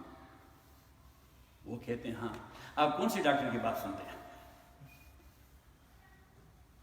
وہ کہتے ہیں سوچتا ہوں۔ میں نے کہا یہاں بھی سوچیں، کیونکہ آپ کا عقل کوئی گھاس چرنے چلا جاتا ہے دین کے مسئلے میں، کہ جب آپ کے 5 فٹ بدن کا مسئلہ ہوتا ہے تو آپ سوچتے ہیں کون سے ڈاکٹر کے پاس جانا ہے۔ اگر خود نہیں سمجھتے تو سعید لگا سے پوچھتے ہیں، عبدالرحمان صاحب سے پوچھتے ہیں، شیخ باسم سے پوچھتے ہیں، کسی اور سے پوچھتے ہیں کہ کون سا ڈاکٹر اچھا ہے تاکہ مجھے یہ تکلیف ہے۔ تو میں نے کہا دین کے حوالے سے بھی کسی سمجھدار سے پوچھیں، فَاسْأَلُوا أَهْلَ الذِّكْرِ گزشتہ رات سے پیوستہ رات میں ان کو تفسیر میں سورہ نحل میں یہی بتا رہا تھا کہ اللہ کریم نے فرمایا کہ وَمَا أَرْسَلْنَا مِن قَبْلِكَ وَلَقَدْ أَرْسَلْنَا کیسا ہے آیت؟ إِلَّا رِجَالًا نُوحِي إِلَيْهِمْ إِلَّا رِجَالًا نُوحِي إِلَيْهِمْ فَاسْأَلُوا أَهْلَ الذِّكْرِ إِن كُنتُمْ لَا تَعْلَمُونَ۔ میں نے کہا کہ ان کا اعتراض تھا کہ یہ محمد صلی اللہ علیہ وسلم تو انسان ہیں، بشر ہیں، یہ کیا ہے؟ فَقَالُوا أَبَشَرٌ يَهْدُونَنَا فَكَفَرُوا۔ سارے کفر کا مسئلہ یہ تھا کہ اب بشر بھی ہادی اور پیغمبر ہو سکتا ہے؟ اللہ کریم فرماتے ہیں جیسے انہوں نے بات کی کافر ہو گئے۔ تو اللہ کریم نے فرمایا کہ میرے نبی یہ ویسے جک مارتے ہیں، شیخ رحمۃ اللہ علیہ شیخ القرآن پنڈی والے وہ کہتے ہیں جک مارتے ہیں، یہ ویسے جک مارتے ہیں جو یہ کہتے ہیں کہ آپ سے پہلے تو کبھی کوئی انسان یا بشر پیغمبر بن کے نہیں آیا۔ اللہ اگر پیغمبر بھجواتا ہے، کسی فرشتوں کو پیغمبر بنا کے بھجوائے، تو اللہ کریم نے فرمایا کہ میں نے تو آپ سے پہلے بھی جتنے پیغمبر بھجوائے وہ سارے انسان تھے، اور انسانوں میں بھی مرد تھے، انسانوں میں بھی مرد۔ تو میں نے کہا انسان کیوں تھے؟ کیونکہ عقیدے کا مسئلہ ہے، اختلافی ہے، لیکن بہت تھوڑے لوگوں کا مسلک ہے کہ فرشتے جو ہیں وہ افضل ہیں انسانوں سے۔ جمہور کا مسلک یہ کہ انسان بطور نوع افضل ہیں فرشتوں سے، اور خواص انسانوں کے وہ فرشتوں کے خواص سے افضل ہیں۔ تبھی تو جبریل ہمارے نبی کے خادم ہوا کرتے تھے صلی اللہ علیہ وسلم۔ خادم تھے کہ نہیں تھے؟ اور معراج کی رات جب آپ صلی اللہ علیہ وسلم سدرۃ المنتہا سے آگے جانے والے تھے تو جبریل امین نے عذر کیا، بدو گفتسال آرے بیت الحرام کہ اے حاملی وحی برتر خرام، تو در دوستی مخلصم یافتی عنانم ز صحبت چرات آفتی، بگفتہ کے نور و یا بالم نمان، بگفتہ فروتر مجالم نمان، اگر یکسری مو یا برتر پرم فروغی تجلہ بسوزت پرم۔ اب اس نے حضرت المنتہا میں 7 آسمانوں کے اوپر نبی صلی اللہ علیہ وسلم سے عرض کیا کہ اللہ کے نبی یہاں سے آپ کا اکیلا سفر ہوگا۔ نبی کریم صلی اللہ علیہ وسلم نے فرمایا آپ کیوں راستے میں مجھے چھوڑتے ہیں؟ آپ تو مجھے اٹھا کے لے آئے مکہ سے، تو یہاں آپ رکتے کیوں ہیں؟ اس نے کہا ویزا نہیں ہے میرے پاس، ڈاکومنٹس کا مسئلہ ہے، ڈیپورٹ ہو جاؤں گا، میرے ڈاکومنٹس کا مسئلہ ہے، میں نہیں جا سکتا۔ نبی کریم صلی اللہ علیہ وسلم نے فرمائی تو بے وفا۔ اس نے کہا اگر ایک سر موئی، ایک بال کے تکنس کے برابر بھی میں آگے حرکت کروں فروغ تجلی بسوز فرم، اللہ کی تجلیات اور انوار مجھے راکھ کا ڈھیر بنا دے گی. تو وہ ایک میرے خیال میں مولانا محمد علی جوہر نے کہہ دیا کہ جلتے ہیں جبرائیل کے پر جس مقام پر، ہاں اس کے حقیقتوں کے شان. مولانا ظفر علی خان صاحب نے کہہ دیا کہ جلتے ہیں جبرائیل کے پر جس مقام پر اس کے حقیقتوں کے شناسا تم ہی ہو. کہ او میرے نبی صلی اللہ علیہ وسلم جہاں پہ جبریل کے پر جلتے ہیں وہاں کے حقائق سے آپ واقف ہیں. تو وہاں سے آگے آپ صلی اللہ علیہ وسلم تشریف لے گئے تو نوع انسان، یہ نوع ملک سے افضل ہے، اور خواص انسانوں کے، یہ انسانوں کے تو میں نے ساتھیوں سے کہہ دیا کہ ایک تو افضل انسان ہے تو اللہ نے نبی بھجوانا تھا اس افضل نوع سے. اور پھر میں نے کہا کہ جب مرد اور عورت کی بات آتی ہے تو یہ افضلیت کی بات نہیں ہے.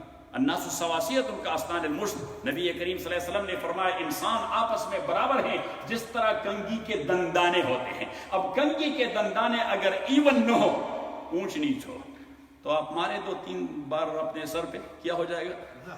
زخم ہو جائیں گے اور سیپٹک ہو جائیں گے، پھر ڈاکٹر کے پاس جانا پڑے گا. معاشرے میں بھی اس قسم کی اونچ نیچ ہو انسانوں میں تو وہ معاشرہ اس طرح زخمی ہوتا ہے اور سیپٹک ہو جاتا ہے. اور میں رات ساتھیوں سے کہتے سلطان صلاح الدین ایوبی رحمۃ اللہ علیہ نے بڑی پیاری بات کہی کہ جس معاشرے اور جس ریاست میں، یہ جملہ اپنے پاس یاد رکھیں، کس نے کہا؟ کہیں رحمہ اللہ. سلطان صلاح الدین ایوبی رحمۃ اللہ علیہ نے اپنے خطبے میں بیان کیا کہ جس معاشرے میں اور جس مملکت میں مزدور کو اس کے عمل کی اتنی اجرت نہ ملے جس سے اس کی ضروریات پوری ہو، وہاں پہ مردوں کی غیرت اور عورتوں کی حیا کا جنازہ نکل جاتا ہے. کیا پیاری بات کہی. وہ جہان دید آدمی تھا، اس نے کہا کہ وہاں سے مردوں کی غیرت اور عورتوں کی حیا کا جنازہ نکل جاتا ہے، کیونکہ عورتوں کی حیا وہ باقی رہتی ہے مردوں کی غیرت کی وجہ سے. مرد جب بے غیرت بن جاتے ہیں تو عورتیں بے حیا بن جاتی ہیں. اور پھر میں نے ساتھیوں سے کہہ دیا کہ غیرت و حیا ان کا آپس میں چوری دامن کا ساتھ ہے. ان کا آپس میں کیا؟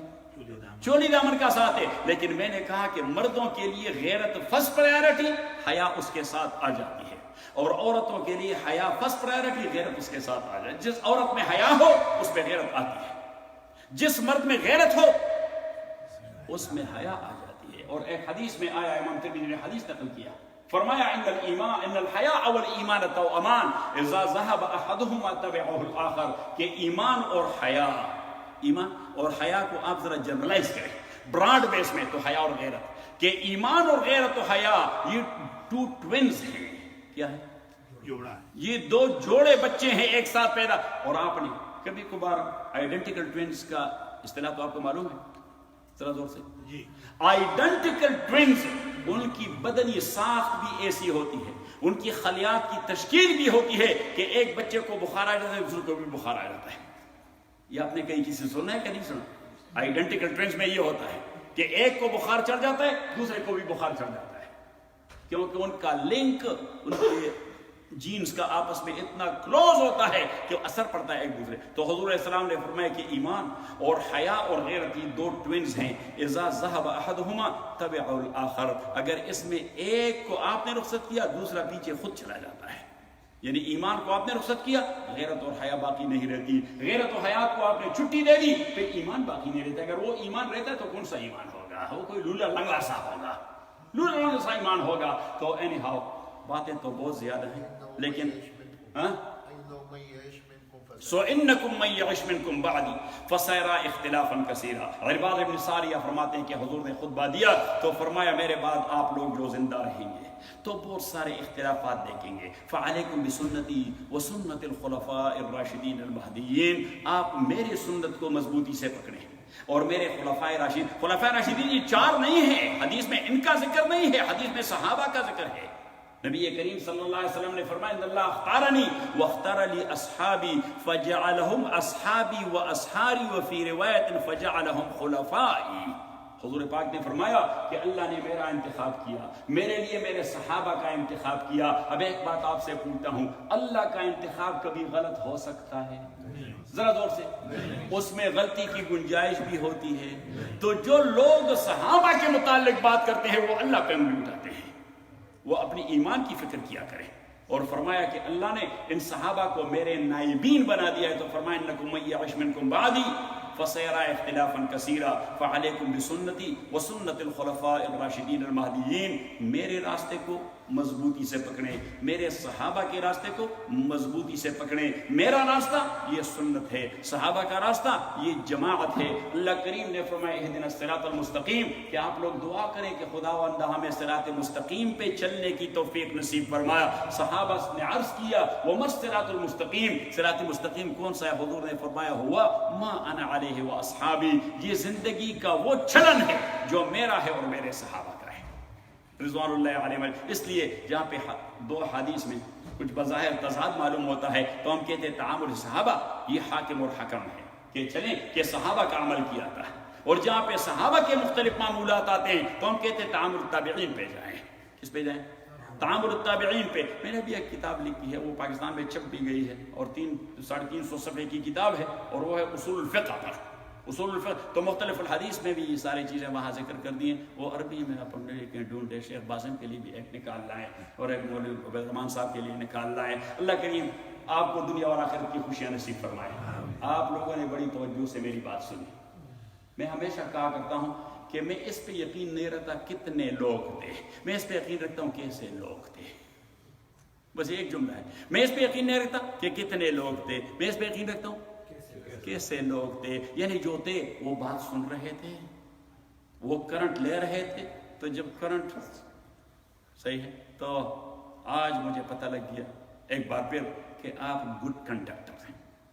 کنڈکٹر وہ بس والا نہیں جس سے کرنٹ چلایا جاتا ہے, وہ کنڈکٹر. تو آپ گڈ کنڈکٹر ہے, آپ کرنٹ لیتے ہیں. اللہ کریم آپ کو دین دنیا کی سرخروئی نصیب فرمائے. اس بہترین مسجد کو, خوبصورت مسجد کو اللہ دین کا مرکز بنا دے, اللہ اس کو دین کا مرکز بنا دے. وہ ہمارے ہاں جو آپ لوگ آتے ہیں تو وہاں ہمارے ایک ساتھی ہیں 22-23 سال کے, جب سے مسلمان ہو چکے ہیں, بس کمیٹڈ آدمی, ریٹائرڈ پروفیسر ہے, ابھی تو ریٹائرڈ ہو گئے. ہم کو پروفیسر اب درس میں بھی کبھی سنتے ہو گے, میں اس سے کہہ دیتا ہوں, بلکہ ساتھیوں نے اس کا نام پروفیسر الحمدللہ رکھا ہے, کیونکہ میں اس کو آواز دیتا ہوں پروفیسر تو وہ کہتا ہے الحمدللہ. وہ یہ نہیں کہتے کہ ہاں شیخ یا وہ صحیح. اچھا, ابھی راستے میں جان مجھے کہہ رہا تھا کہ اس سے اس دن کسی نے بات کی کہ پروفیسر, اس نے کہا دس از نو, نجم کہہ رہا تھا کہ اس سے کسی نے بات کی, اس نے کہا دس از ناٹ دا وے شیخ قاضی ٹاٹ می. صحیح. میں نے کہا کہ میں جو اسے بات بتا دیتا ہوں, پوری دنیا اس سے کوئی بات کرے وہ کہتے شیخ قاضی ہے, never taught me more than that. That is the way what he taught me. تو anyhow وہ کہتا ہے کہ مسجد میں 3 کام ہونے چاہیے. That what we learned from شیخ قاضی, کہ مسجد میں بس 3 کام ہونے چاہیے, علم, عبادت اور دعوت. علم, عبادت اور دعوت. اس نے کہا چوتھا کام لاؤ گے شیطان گھسائے گا, کہ شیخ قاضی نے بتا دیا کہ ان 3 کاموں کے علاوہ چوتھا کام مسجد میں لے آؤ گے تو کیا جاتا ہے.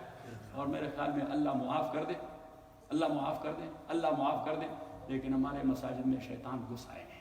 آئی am not referring to any human, نہیں, یعنی ہیومن غلطی کر جاتے ہیں, شیطان کو موقع مل جاتا ہے. نبی کریم صلی اللہ علیہ وسلم نے تو فرمایا کہ صفوں میں فرجہ بھی نہ رکھو, قریب قریب کھڑے ہو, ورنہ شیطان بہما کی طرح وہاں داخل ہو جاتا ہے.